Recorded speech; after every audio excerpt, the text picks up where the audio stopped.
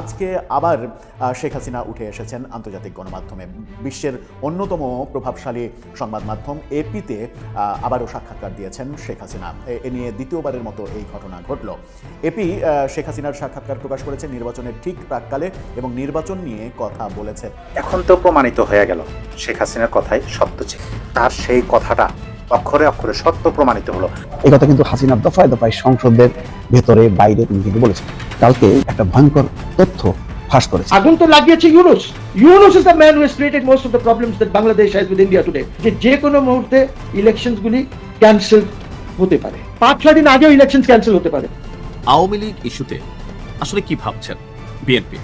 জনাব মির্জা ফখরুল ইসলাম তিনি বলছিলেন যে আওয়ামী লীগকে বাহিরে রেখে যে নির্বাচন হচ্ছে সেই নির্বাচনটা আসলে কতটুকু সুষ্ঠু হবে বা কতটুকু গণতান্ত্রিক হবে বিশ্ব দরবারে এর কিন্তু তিনি একটা বক্তব্য দিয়ে সমালোচনার মুখে পড়েছেন।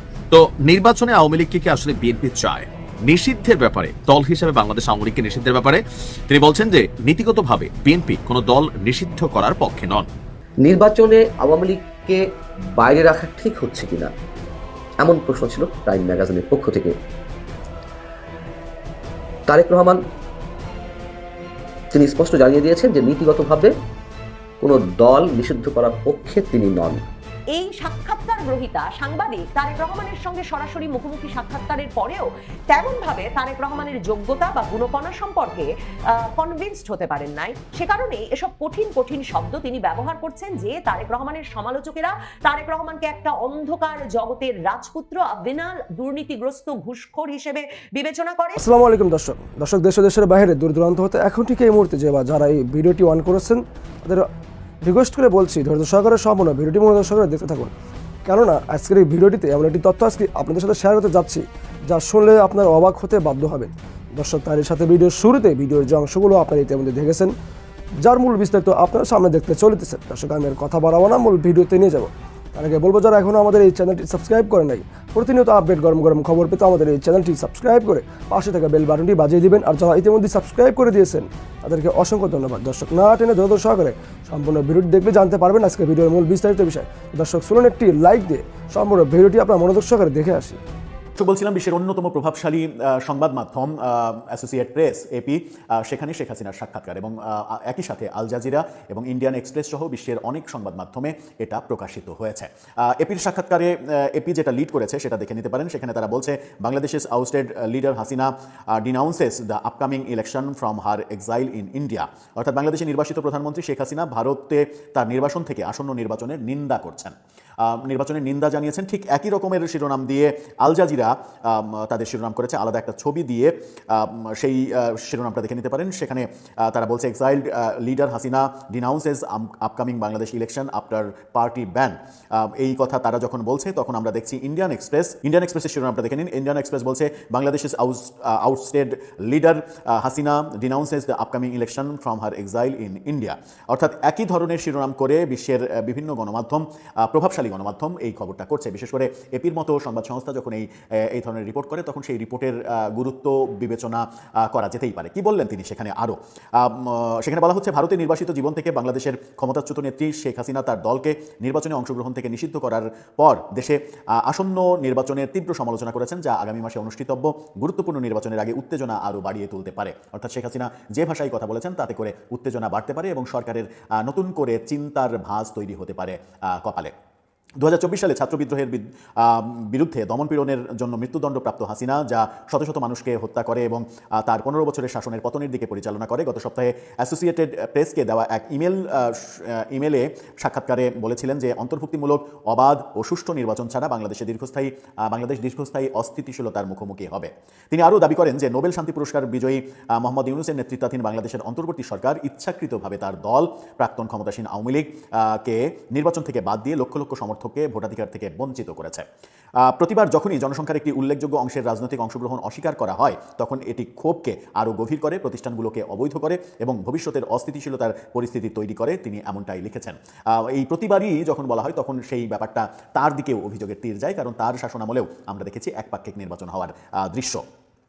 বহির্ভূতভাবে জন্ম নেওয়া সরকার একটি বিভক্ত জাতিকে ঐক্যবদ্ধ করতে পারে না, এমনটাও শেখ হাসিনা বলেছেন। অর্থাৎ বাইরে থেকে আসা একটা সরকার, নির্বাচিত সরকার না যেটা, তারা জনগণকে বিভক্ত করার কাজই করতে পারে, একীভূত করতে পারে না, সেই দাবি তিনি করছেন। গণভোটকে ঘিরে নিরাপত্তা এবং অনিশ্চয়তা নিয়েও উদ্বেগ রয়েছে, যা সংবিধানে বড় ধরনের পরিবর্তন আনতে পারে। অর্থাৎ এপি বলছে গণভোটের ব্যাপারে একটা বড় উদ্বেগ বাংলাদেশে রয়েছে, সেই উদ্বেগটা সংঘাতের দিকে, সংঘর্ষের দিকে যায় কিনা সেটা এখন দেখার বিষয়। ইউনূসের কার্যালয় এপিকে দেওয়া এক বিবৃতিতে বলেছে, নিরাপত্তা বাহিনী একটি সুশৃঙ্খল নির্বাচন নিশ্চিত করবে এবং কাউকে বল প্রয়োগ এবং সহিংসতার মাধ্যমে ফলাফল প্রভাবিত করতে দেবে না। বিবৃতিতে আরও বলা হয়েছে, আন্তর্জাতিক পর্যবেক্ষক এবং মানবাধিকার গোষ্ঠীগুলোকে এই প্রক্রিয়া পর্যবেক্ষণের জন্য আমন্ত্রণ জানানো হয়েছে। এই আমন্ত্রণ জানানো হয়েছে, এই কথা যখন ইউনূসের অফিস থেকে এপিকে বলা হয়েছে, তখনই আমরা দেখছি অ্যামনেস্টি ইন্টারন্যাশনালের মহাসচিব প্রফেসর ইউনূসের সরকারের কাছে খোলা চিঠি লিখেছে। খোলা চিঠি লিখে বাংলাদেশে বর্তমানে মানবাধিকার লঙ্ঘনের ঘটনা ঘটছে, অতীতের ধারাবাহিকতায় একই অবস্থা হয়েছে, বরং কখনো কখনো কিছু কিছু ক্ষেত্রে বেড়েছে, সাংবাদিক নির্যাতনের হার বেড়েছে, এই ব্যাপারগুলো তারা বলছে। এবং ভোটের সময় ভোটকে কেন্দ্র করে এই মানবাধিকার লঙ্ঘনের ঘটনা যেন না হয়, সেই তাগিদ দিয়েছে অ্যামনেস্টি ইন্টারন্যাশনাল। নির্বাচন কমিশন জানাচ্ছে যে ইউরোপীয় ইউনিয়ন এবং কমনওয়েলথ সহ 500 জনের মতো পর্যবেক্ষকরা আসবে, কিন্তু এপি যখন এই কথা বলছে তখন এই সমালোচনাও রয়েছে যে নির্বাচন কমিশন এবার পর্যবেক্ষকদের সমস্ত খরচ বহন করছে, এই কারণেই পর্যবেক্ষকরা আকর্ষণ বোধ করছে আসতে। কিন্তু এসবের মধ্যেও গতকালকে যুক্তরাষ্ট্র ঘোষণা করেছে তারা বাংলাদেশের নির্বাচনে কোনো পর্যবেক্ষক পাঠাবে না। সামনে কি আছে তা নিয়ে চিন্তিত হাসিনার ক্ষমতাচ্যুতির পর থেকে বাংলাদেশ রাজনৈতিক ও নিরাপত্তার নানা চ্যালেঞ্জের মুখোমুখি হয়েছে, এরকম বাস্তবতাও বলছে এপি। মানবাধিকার এবং সংখ্যালঘু গোষ্ঠীগুলো অন্তর্বর্তীকালীন কর্তৃপক্ষের বিরুদ্ধে নাগরিক ও রাজনৈতিক অধিকার রক্ষায় ব্যর্থতার অভিযোগ করছে। অর্থাৎ মানবাধিকার এবং সংখ্যালঘু নির্যাতনের ঘটনা যে ঘটছে একের পর এক, সেই অভিযোগ আসছে। হাসিনার দল তাদের সদস্যদের নির্বিচারে গ্রেপ্তার এবং হেফাজতে মৃত্যুর অভিযোগ করছে, যদিও সরকার এই দাবি অস্বীকার করছে। শেখ হাসিনা অভিযোগ করেছেন তার দলের নেতাকর্মীদের নির্যাতন করা হচ্ছে, কারাগারে মৃত্যুর ঘটনা ঘটছে, কিন্তু সরকার এটা অস্বীকার করছে। সমালোচকরা ইসলামপন্থী গোষ্ঠীগুলির ক্রমবর্ধমান প্রভাব এবং সংখ্যালঘুদের, বিশেষ করে হিন্দুদের উপর আক্রমণের বিষয়েও উদ্বেগ প্রকাশ করেছে। এই অভিযোগ সরকারের দিকে যাচ্ছে, কিন্তু এটাও সরকার বারবার অস্বীকার করছে। ইউনূসের আমলে সংবাদপত্রের স্বাধীনতা নিয়েও উদ্বেগ বাড়ছে। বেশ কয়েকজন সাংবাদিক ফৌজদারি অভিযোগের মুখোমুখি হচ্ছেন এবং দেশের দুটি শীর্ষস্থানীয় দৈনিকের অফিস ক্ষুব্ধ হামলাকারীদের আক্রমণের শিকার হয়েছে। অর্থাৎ প্রথম আলো, ডেইলি স্টার পুড়িয়ে দেয়া সহ সাংবাদিক মঞ্জুরুল আলম পান্না, সাংবাদিক আনিস আলমগীর সহ অনেককেই যে এই সন্ত্রাস বিরোধী আইনে গ্রেপ্তার করা, এই ব্যাপারগুলোর সমালোচনা করা হচ্ছে। হাসিনা বলেছেন জাতির ক্ষত সারাতে হবে। সমালোচকরা দীর্ঘদিন ধরেই হাসিনাকে ক্রমবর্ধমান কর্তৃত্ববাদী ব্যবস্থার নেতৃত্ব দেওয়ার জন্য অভিযুক্ত করে আসছেন। ভিন্নমত এবং তার রাজনৈতিক বিরোধীদের দমনের জন্য তিনি সমালোচনার মুখোমুখি হয়েছেন। তার সরকারের অধীনে থাকা নিরাপত্তা সংস্থাগুলো জোরপূর্বক গুমের ঘটনা ঘটিয়েছে, সেই অভিযোগও রয়েছে, যে অভিযোগে বিচার কাজ চলছে। কিন্তু শেখ হাসিনা পাল্টা অভিযোগ করছেন। শেখ হাসিনা বিদ্রোহী হত্যাকাণ্ডের জন্য মানবতাবিরোধী অপরাধের অভিযোগে তার অনুপস্থিতিতে মৃত্যুদণ্ডের ঘটনাও ঘটেছে, সেটাও এপি বলছে। আন্তর্জাতিক অধিকার গোষ্ঠীগুলো বিচারের ন্যায্যতা নিয়ে উদ্বেগ প্রকাশ করছে, এটাও এপি বলছে। অর্থাৎ যে বিচার করা হয়েছে শেখ হাসিনার, সেই বিচার প্রক্রিয়া নিয়ে, আদালতের কর্মকাণ্ড নিয়ে নানা রকমের প্রশ্ন তুলছে আন্তর্জাতিক মহল, এবং এই বিচারকে বিতর্কিত এবং এটা ক্যাঙ্গারু কোর্ট, এইভাবে অভিযোগ করা হচ্ছে আন্তর্জাতিকভাবে এবং আওয়ামী লীগ থেকেও। এপিকে লেখা তার ইমেলে হাসিনা লিখেছেন যে এগিয়ে যাওয়ার জন্য বাংলাদেশকে রাজনৈতিক নিষেধাজ্ঞা ও বর্জনের চক্র ভাঙতে হবে। তিনি যুক্তি দিয়েছিলেন যে তার সরকারের অধীনে কিছু নির্বাচন সত্যিকার অর্থে অংশগ্রহণমূলক ছিল না, কারণ প্রধান রাজনৈতিক দলগুলো গণতান্ত্রিক প্রক্রিয়া বর্জন করার সিদ্ধান্ত নিয়েছিল। এই প্রথমবারের মতো তিনি স্বীকার করলেন যে তার আমলেও কিছু নির্বাচন গ্রহণযোগ্য হয়নি, কারণ বিরোধীরা নির্বাচনে অংশগ্রহণ করেনি। সেই ব্যাপারটা তিনি বলছেন। বর্তমানে যেটা হচ্ছে, তার সময়েও যে অভিযোগ ছিল, সেই অভিযোগটা তিনি প্রথমবারের মতো স্বীকার করলেন, যদিও এর আগে সজীব ওয়াজেদ জয় এবং শেখ হাসিনার মুখে আমরা শুনেছি যে তারা এই নির্বাচন, তাদের আমলের নির্বাচন নিয়ে সমালোচনা আছে, এটা স্বীকার করলেও সজীব ওয়াজেদ জয় বলেছিলেন যে আমাদের সময়ে কোনো দলকে নিষিদ্ধ করে জোর করে নির্বাচন থেকে বাদ দেওয়া হয়নি, যেটা এই সরকার করছে। আমাদের সময়ে দলগুলো নিজের ইচ্ছাতে নির্বাচন বর্জন করেছিল, আর এখন জোর করে আমাদেরকে নির্বাচন থেকে বাদ দেওয়া হচ্ছে। দুটার মধ্যে পার্থক্য আছে, সেই কথাটাও তারা একাধিকবার বলেছেন। তিনি বলছেন যে আমি বুঝতে পারছি এটা আদর্শের চেয়ে অনেক দূরে ছিল। তিনি বলেন বাংলাদেশের রাজনৈতিক দলগুলোকে এখনই এই চক্রের অবসান ঘটাতে হবে, অন্যথায় এর কোনো প্রতিকার হবে না। তিনি আরও বলেন দেশটির একটি বৈধ সরকার প্রয়োজন, যা জনগণের প্রকৃত সম্মতিতে শাসন করবে।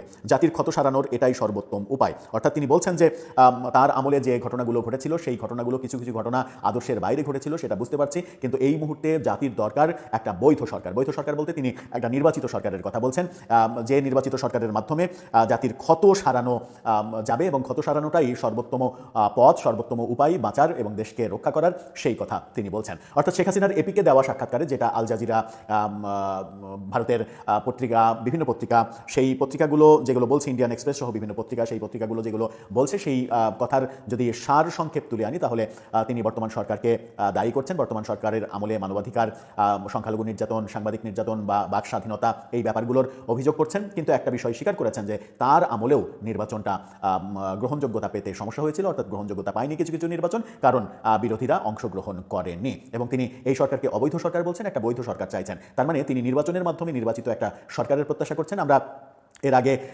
যেটা দেখেছি সেটা হচ্ছে যে আরও একটা গণমাধ্যমের সাক্ষাৎকারে এবং 23শে জুনের যে অডিও বার্তা সাংবাদিক সম্মেলনে, সেখানেও তাকে বলতে শুনেছি বিএনপির প্রতি একটা সফট কর্নার, সফট ইঙ্গিত দেওয়ার চেষ্টা করেছেন। এবং তার মুখ থেকে আমরা এটাও শুনেছিলাম যে আশা করা যায় যে বিএনপি ক্ষমতায় এসে গণতান্ত্রিক প্রক্রিয়া অব্যাহত রাখবে এবং রাজনৈতিক যে নিষেধাজ্ঞা আওয়ামী লীগের উপরে, সেই নিষেধাজ্ঞা তুলে নিয়ে সংসদ কার্যকর করার জন্য যে প্রকৃত বিরোধী দল দরকার, সেই কালচারটা তারা তৈরি করবে, এরকম কথাও শেখ হাসিনার মুখে বলেছিলাম। অর্থাৎ এক ধরনের তার মানে অনেকেই এটাকে নানাভাবে ব্যাখ্যা করছেন যে ব্যাকডোরে বিএনপির সঙ্গে আওয়ামী লীগের এক ধরনের সমঝোতা হলো কিনা। আমরা বহু আগে 2024-এর একেবারে শেষের দিকে সরকার পতনের পরপরই 1-2 মাস পরেই আমরা বলেছিলাম যে কথাটা, সেটা হচ্ছে যে বাংলাদেশে এমন একটা দিন, এমন একটা পরিস্থিতি আসতেই পারে যে অবস্থাটা তখন হয়তো বিএনপি বুঝতে পারছে না, হয়তো ভবিষ্যতে বুঝতে পারবে, বিএনপি আওয়ামী লীগ দুই দলই বুঝতে পারবে। এরকম দৃশ্য যদি আমরা দেখি যে বিএনপি এবং আওয়ামী লীগ একজোট হয়ে তার প্রতিপক্ষদের বিরুদ্ধে রাজনীতি করছে, সেই দৃশ্যও যদি দেখা যায় তাহলে অবাক হওয়ার কিছু থাকবে না। অতঃপর 2026-এর প্রথমে এসে এরকম নানামুখী ইঙ্গিত কিন্তু আমরা পাচ্ছি। শেখ হাসিনার এই যে বক্তব্য, যেটা বললাম, বিএনপি আওয়ামী লীগের উপর থেকে নিষেধাজ্ঞা তুলে নেবে, তারেক রহমানের বক্তব্য, দল হিসেবে কোনো দলকে নিষিদ্ধ করার পক্ষে আমি নই, এই বক্তব্যগুলো এক ধরনের ইঙ্গিত দেয়। এবং পাশাপাশি বিএনপির সঙ্গে তার প্রতিপক্ষ, এখনকার প্রতিপক্ষ জামাত, এনসিপির যে মানে সংঘাত সংঘর্ষের ব্যাপারগুলো দেখছি, মৃত্যুর ঘটনার ব্যাপারগুলো দেখছি, তাতে করে পরিস্থিতি এরকম অবস্থাও হতে পারে যখন কিনা আওয়ামী লীগের সঙ্গে বিএনপির একটা আঁতাত তৈরি হতে পারে। হলে কি আশ্চর্য হওয়া যাবে? রাজনীতিতে কি আদৌ শেষ কথা বলে কিছু রয়েছে? বিশ্বের সবচেয়ে প্রভাবশালী ম্যাগাজিনগুলোর একটি টাইম ম্যাগাজিন এক বিরাট নিবন্ধ ছেপেছে তারেক রহমান সম্পর্কে। এবং এটা স্পষ্ট যে টাইম ম্যাগাজিনের মতো পত্রিকার এশীয় প্রশান্ত মহাসাগরীয় অঞ্চলের senior editor Charlie Campbell Singapore থেকে এসে তারেক রহমানের সঙ্গে সাক্ষাৎ করে এই বিরাট নিবন্ধটি যে রচনা করেছেন, তার একটা মুখ্য কারণ এই যে তারেক রহমানকে বিশ্বের সঙ্গে আগামীর সম্ভাব্য প্রধানমন্ত্রী হিসেবে টাইম ম্যাগাজিন পরিচয় করিয়ে দিতে চেয়েছে। টাইম ম্যাগাজিন এটা নিয়ে কোনো রাগঢাক করে নাই, সরাসরি বলেছে যে 12 ফেব্রুয়ারির নির্বাচনে টাইম ম্যাগাজিনের মতে তারেক রহমান নির্বাচনী দৌড়ে একেবারে একজন ক্লিয়ার ফ্রন্ট রানার, মানে সুস্পষ্টভাবেই তিনি এগিয়ে আছেন। কিন্তু বিস্ময়কর ব্যাপার হচ্ছে, টাইম ম্যাগাজিন বাংলাদেশের ভাবী প্রধানমন্ত্রী হিসেবে তারেক রহমানকে পরিচয় করিয়ে দিল যে দীর্ঘ নিবন্ধে, তার শিরোনাম তারা করেছে বাংলাদেশের প্রডিগাল সান। প্রডিগাল শব্দটা তেমন ঘন ঘন ব্যবহৃত হয় বা খুব প্রচলিত তেমন নয়। প্রডিগাল শব্দটার অর্থ বুঝতে বেশ কয়েক ঘন্টা ধরে নানাভাবে ঘাটাঘাটি করে কোনোভাবেই এর কোনো ইতিবাচক কনোটেশন বা ইতিবাচক কোনোভাবে একে ব্যাখ্যা করার কোনো সুযোগ পাওয়া গেল না। প্রডিগাল অর্থ হচ্ছে এমন সন্তান পরিবারের যে কিনা পথভ্রষ্ট হয়েছে, বকে গেছে, উচ্ছৃঙ্খল হয়ে পড়েছে, বেপরোয়া হয়ে পড়েছে এবং যে কিনা ভীষণ রেকলেসলি, অমিতব্যয়ীভাবে ব্যাপক খরচ করে। এমনকি কোথাও কোথাও বলা হচ্ছে, মানে বাইবেলে প্রডিগাল সান হচ্ছেন তারা যারা পরিবারের সম্পদ নষ্ট করতে পরিবার ছেড়ে চলে যান এবং তারপর একরকম কখনো কখনো পাপের প্রায়শ্চিত্ত করে অনুতপ্ত হয়ে বাড়ি ফিরে আসেন এবং তারপর আবার পরিবারের কাছ থেকে একটা উষ্ণ অভ্যর্থনা পান। পরিবারের সবাই তাকে আন্তরিকভাবে গ্রহণ করেন। তার মানে একটা বকে যাওয়া অমিতব্যয়ী ছেলে যে পরিবারের যেমন ইচ্ছে পয়সা করি সম্মান খরচা করে পাপের প্রায়শ্চিত্ত করে অনুতপ্ত হয়ে আবারও বাড়ি ফিরে এসেছে, তারেক রহমানকে টাইম ম্যাগাজিন সেই প্রডিগাল সান, বকে যাওয়া পুত্র হিসেবে শিরোনাম করে পরিচয় করিয়ে দিয়েছে বিশ্বের দরবারে। তারেক রহমানের সঙ্গে তার বাড়িতে, তার বাড়ির বাগানে সাক্ষাৎ করেছেন চার্লি ক্যাম্বেল, এই টাইম ম্যাগাজিনের সাংবাদিক। এবং তিনি শুরুতেই বলছেন যে তারেক রহমানের সঙ্গে তার যখন সাক্ষাৎ হয়েছে তখন তারেক রহমানের গলাটা ভেঙে এসেছে, মানে গলাটা ভাঙা। এবং তিনি লিখছেন যে তার কাছে এটা রাজনৈতিকভাবে খুব একটা ইঙ্গিতপূর্ণ ব্যাপার, আয়রনিক ব্যাপার বলে মনে হয়েছে, কারণ তিনি মনে করাচ্ছেন 17 বছর ধরে তারেক রহমানের বক্তব্য বাংলাদেশে নিষিদ্ধ ছিল যে কোনো মিডিয়ায় প্রচার করা। তারেক রহমান শুরুতেই সাংবাদিককে বলেন যে তার শরীর বাংলাদেশের আবহাওয়ার সাথে মানিয়ে নেওয়া শুরু করেছে এবং তারেক রহমান এটাও বলেন যে তিনি কথায় খুব ভালো নন, মানে the thing is that I am not very good at talking anyway, কিন্তু আমাকে যদি কিছু একটা কাজ করতে দেওয়া হয় আমি সবচেয়ে ভালোভাবে সেটা করার চেষ্টা করি। এমন একটা ইতিবাচক অবস্থায় সাক্ষাৎকারটা শুরু হয়। সাক্ষাৎকারটা তারা নিচ্ছেন, সাক্ষাৎকারটা ঘটছে তারেক রহমানের বাগান বিলাস এবং গাঁদা ফুলে ভরা বাগানে বসে, সেটা সাংবাদিক জানান। এরপর সাংবাদিক বলতে শুরু করেন যে ফেব্রুয়ারি 12 নির্বাচনে তারেক রহমান যে শুধুমাত্র সুস্পষ্টভাবেই এগিয়ে আছেন তাই নয়, তারেক রহমান বাংলাদেশে এখন এই 2024-এর জুলাই আগস্ট আন্দোলনের পর মুক্তিযুদ্ধের সময়কার প্রজন্ম এবং এই যে যারা তরুণ বিপ্লবী তাদের মধ্যে একটা সেতু বন্ধন হিসেবে এই 60 বছরের তারেক রহমান কাজ করছেন। তারেক রহমান সম্পর্কে এর পরেই সাংবাদিক লেখা শুরু করেন যে তারেক রহমান একটা ব্যাগেজ নিয়ে এসেছেন, মানে তার একটা অতীত ইতিহাসের বোঝা তার কাঁধে আছে। তিনি বলছেন যে তার সবচেয়ে বড় গুণ, সবচেয়ে বড় যোগ্যতা হচ্ছে তার বংশ পরিচয়। তিনি প্রেসিডেন্ট জিয়ার পুত্র, তিনি বাংলাদেশের সাবেক প্রধানমন্ত্রী খালেদা জিয়ার পুত্র। কিন্তু তার ভক্ত সমর্থকদের কাছে তারেক রহমান এমন একজন ব্যক্তি যিনি কিনা দেশে ফিরেছেন তার মাতৃভূমিকে একরকমের উদ্ধার করতে। কিন্তু সাংবাদিক মনে করাচ্ছেন তার সমালোচকদের কাছে, তারেক রহমানের সমালোচকদের কাছে, he is a dark prince of venal. মানে সাংবাদিক এত সব কঠিন কঠিন নিষ্ঠুর সব শব্দ ব্যবহার করেছেন তারেক রহমানের বিষয়ে, বুঝতে বাকি থাকে না যে বাংলাদেশের যে প্রধানমন্ত্রী হতে যাচ্ছেন সামনে, তার সম্পর্কে তিনি যা অতীত ইতিহাস সম্পর্কে যা সব গবেষণা করে এসেছেন তার ফলাফল খারাপ। তারেক রহমানকে অতীতে যারা চিনতেন তাদের কাছ থেকে তিনি যে ব্রিফ নিয়ে সিঙ্গাপুর থেকে ঢাকা এসেছেন তারেক রহমানের সাক্ষাৎকার নিতে, তাদের কাছ থেকে তিনি যে ব্রিফ পেয়েছেন সেই ব্রিফও যথেষ্ট খারাপ।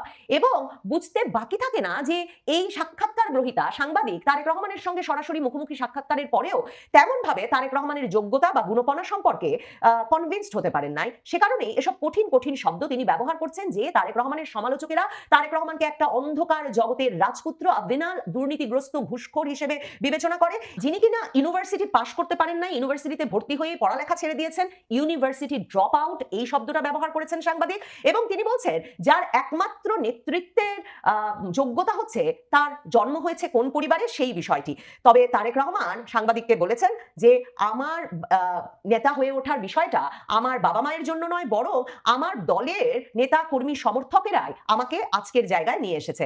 টাইম ম্যাগাজিন এরপর বলছে যে তবে বাংলাদেশ সম্ভবত তারেক রহমানের এই মুখের কথাকে গ্রহণ করতে এখন প্রস্তুত, যে কারণে জরিপে দেখা যাচ্ছে সম্প্রতি যে 70% মানুষ তারেক রহমানের দলকে ভোট দিতে চায়, যখন প্রধান ইসলামী দল তার প্রধান প্রতিদ্বন্দ্বী জামায়াতে ইসলামীকে ভোট দিতে চায় 19% মানুষ। টাইম ম্যাগাজিন এরপর বলছে তবু তারেক রহমানকে নিয়ে উদ্বেগের শেষ নাই, কারণ 2001 থেকে 2006 পর্যন্ত বিএনপির শাসনামলে ট্রান্সপারেন্সি ইন্টারন্যাশনাল বাংলাদেশকে চারবার টানা সবচেয়ে দুর্নীতিগ্রস্ত দেশ হিসেবে অভিহিত করেছিল, তালিকাভুক্ত করেছিল। টাইম ম্যাগাজিন বলছে তারেক রহমান এ ধরনের সব অভিযোগ, দুর্নীতির অভিযোগ অস্বীকার করেছেন এবং তিনি বলেছেন যে অন্তর্বর্তীকালীন সরকার আদালতে তাকে দুর্নীতির সকল অভিযোগ থেকে মুক্তি দিয়েছেন, সকল অভিযোগ খারিজ হয়ে গেছে। তারপর সাংবাদিক বলছেন যে তারেক রহমান নানা রকম নীতিগত একটা পরিবর্তন ঘটিয়ে ফেলবেন এমন সব প্রতিশ্রুতি নিয়ে বাংলাদেশে ফিরেছেন এবং নানা রকম ফ্যাক্টস অ্যান্ড ফিগার্স, মানে তথ্য উপাত্তের ভিত্তিতে নেওয়া বিভিন্ন সিদ্ধান্তের কথা জানাচ্ছেন। তিনি বলছেন 12,000 মাইল খাল খনন করবেন, তিনি বলছেন 50 মিলিয়ন গাছ লাগাবেন, তিনি বলছেন 50টা নতুন সবুজ এলাকা তৈরি করবেন ঢাকায়। এসব উল্লেখ করে তারেক রহমান সাংবাদিককে বলেছেন যে এর 30% যদি আমি বাস্তবায়ন করতে পারি তাহলে আমার ধারণা, আমার বিশ্বাস, জনগণের সমর্থন আমার উপর থাকবে। কিন্তু সাংবাদিক এখানেও ভীষণভাবে একটা বিস্ময়করভাবে এখানেও সরাসরি তারেক রহমানকে একটা অপমান করবার বা ছোট করে দেখবার একটা প্রয়াস পান। তিনি বলেন যে তারেক রহমান এসব কথা বলে নিজেকে একরকমের একটা বিশেষজ্ঞ মর্যাদা দিতে চাইছেন বটে, মানে একটা টেকনোক্র্যাটিক অ্যাপ্রোচ নিতে চাইছেন বটে, কিন্তু সেটা তারেক রহমানের যে অতীত ইতিহাস বা অতীত যে পরিচয় তার সঙ্গে সামঞ্জস্যপূর্ণ নয়। এখানে আবারও টাইম ম্যাগাজিনের সাংবাদিক চার্লি ক্যাম্বেল আবারও লিখছেন তারেক রহমানের জন্ম হয়েছিল ঢাকায়, সেখানে তিনি এয়ারফোর্সের একটা স্কুলে পড়ালেখা শুরু করেন, বিএফ শাহিন স্কুলের কথা সম্ভবত বলছে।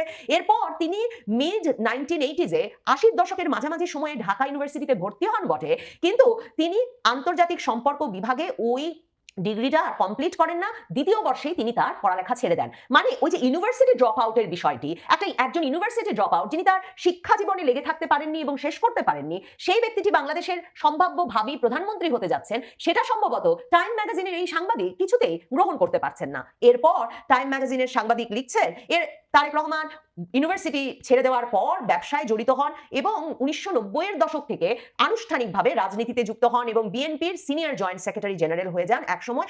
কিন্তু এবং পার্টির ভেতরে তিনি একটা সময় ক্ষমতার ভাগাভাগি করবার প্রধান ব্যক্তিতে পরিণত হয়, যাকে ভীষণভাবে করাপশন, দুর্নীতি এবং প্রশাসনের নাক গলানোর জন্য অভিযুক্ত করা হয়।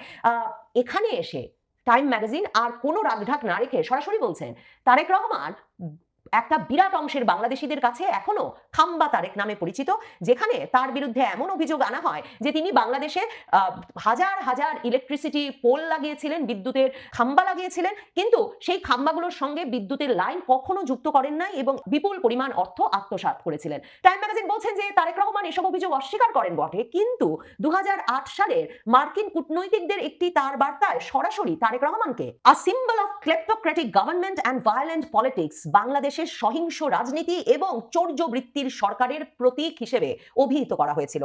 মার্কিন ওই কূটনৈতিক তার বার্তা 2008 সালের, সেটাই সম্ভবত তারেক রহমানের জীবনে সবচেয়ে বড় কালিমা হয়ে আছে পুরোপুরিভাবে পশ্চিমের সংবাদ মাধ্যম, রাজনৈতিক বিশ্লেষক এবং পর্যবেক্ষকদের চোখে। টাইম ম্যাগাজিন এরপর বলছে, যেখানে ওই তার বার্তায় এর পাশাপাশি তাকে এমন একজন চরিত্র হিসেবে অভিহিত করা হয়েছিল যে তারেক রহমান বিখ্যাত ছিলেন ঘুষ চাওয়ার জন্য, যিনি কিনা যখন তখন যাকে তাকে ভয় দেখিয়ে অপমান করে এবং ঘন ঘন ঘুষ চাইতেন। মানে একটা ঘুষখোর চৌর্যবৃত্তির সরকারের দুর্নীতি এবং সহিংসতার কেন্দ্রীয় চরিত্র হিসেবে তারেক রহমানকে যে মার্কিন কূটনীতিকরা পরিচয় করিয়ে দিয়েছিলেন তাদের গোপন তার বার্তায়, সেই বোঝাটা সম্ভবত এখনো তারেক রহমান ঘাড় থেকে নামাতে পারেননি। টাইম ম্যাগাজিনে তার সাক্ষাৎকারটি বা তার বিষয়ে এই দীর্ঘ নিবন্ধটি সে কারণেই সম্ভবত এমন একটা অপমানজনক এবং নেতিবাচক চেহারা পেয়েছে। টাইম ম্যাগাজিনের সাংবাদিকের পর লিখেছেন যে 2007 সালের 1-11 সরকারের সময় বিপুল পরিমাণ জনগণের অর্থ লুটপাট, অর্থ পাচার, আওয়ামী লীগের জনসভায় গ্রেনেড হামলা পরিকল্পনায়, এসব অভিযোগে তাকে গ্রেফতার করা হয় এবং তিনি ভয়াবহ নির্যাতনের শিকার হন। তারেক রহমান টাইম ম্যাগাজিনের সাংবাদিককে বলেছেন, এখনো মাঝে মাঝেই শীতকালে তার পেছনে ব্যথা করে, পিঠে ব্যথা করে, এবং তিনি বলেছেন, তারেক রহমান বলেছেন যে এই ব্যথাকে তিনি তার এক রকমের দায়িত্ববোধ হিসেবে দেখেন, যে দায়িত্ববোধ রয়েছে তার জনগণের প্রতি। এবং তারপর তিনি সাংবাদিককে তার আরেকটা ফেভারিট ফিল্ম স্পাইডারম্যান থেকে একটা উদ্ধৃতি দেন। সেই উদ্ধৃতিটা দিয়েই টাইম ম্যাগাজিনের সাক্ষাৎকারটা শেষ হয়েছে। উদ্ধৃতিটা হচ্ছে, তারেক রহমান বলছেন, with great power comes great responsibility. বড় ক্ষমতার সাথে বড় দায়িত্বও আসে। এবং তারেক রহমান সাংবাদিককে বলেছেন, টাইম ম্যাগাজিনকে বলেছেন, তিনি সেই কথায় ভীষণভাবে বিশ্বাস করেন। তো দর্শক শ্রোতা, আশা করি সম্পূর্ণ ভিডিওটি মনোযোগ সহকারে দেখলেন এবং সবগুলো বিশ্লেষকের বিস্তারিত আলোচনা মনোযোগ সহকারে শুনলেন। তো দর্শক, এই ভিডিওটি থেকে কি জানলেন আপনার গুরুত্বপূর্ণ মতামতটা আমাদের কমেন্ট বক্সে অবশ্যই জানিয়ে যাবেন এবং ভিডিওটি শেয়ার করে সবাইকে দেখার সুযোগ করে দেবেন। আর এরকম প্রতিনিয়ত আপডেট গরম গরম খবর পেতে অবশ্যই আমাদের এই চ্যানেলটি সাবস্ক্রাইব করে রাখবেন। আজকের মতো এখানে বিদায় নিচ্ছি, দেখা হবে নতুন একটা ভিডিওতে। ততক্ষণ পর্যন্ত সুস্থ থাকবেন, ভালো থাকবেন, আল্লাহ হাফেজ।